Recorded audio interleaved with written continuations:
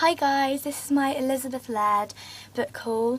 Basically, I've been getting really into Elizabeth Laird books recently, and I've read, well, I've got 4, and no, well I have got 6, but I'm 4 that I've just recently got. 1 second.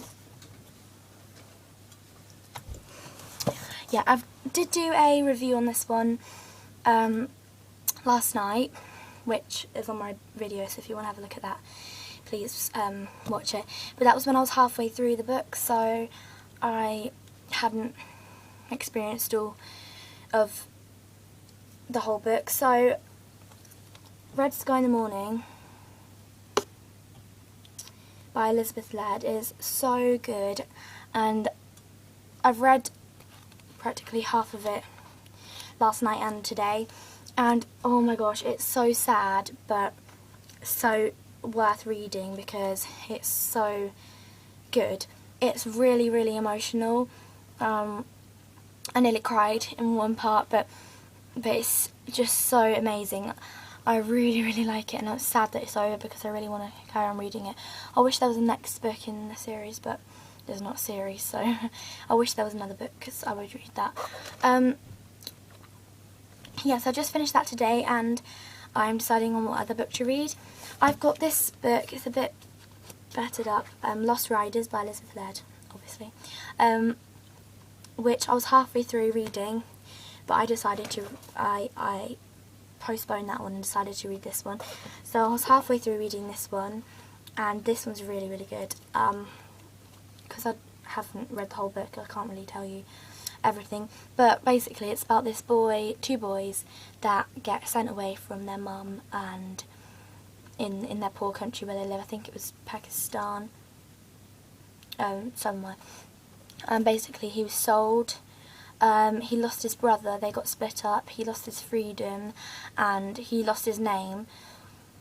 He's forced to work as a camel jockey in another country, and he enters like a violent and dangerous world, and he has no idea what is going on. Oops. But he just really wants to escape. I haven't read all of it, so I don't know what happens, so I'll have to do a review on that when I'm finished.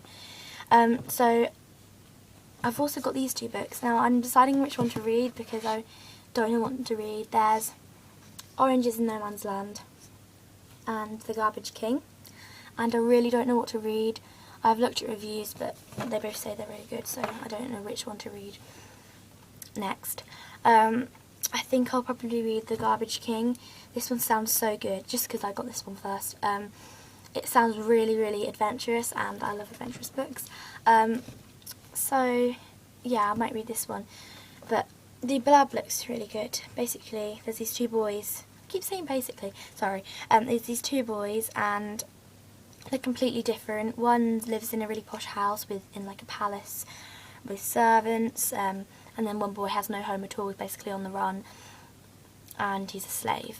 So one's running away from his father because he, like, some issues that have gone on, it says on the back, a tyrannical father, and the other one is escaping a life of slave labour, so they must run together and fend like for themselves and look after each other.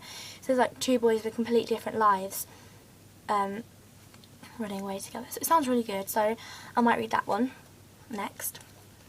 And then there's Oranges in No Man's Land, and it's a much shorter book. It's 113 pages, but it still looks really, really good. My friend told me it's good.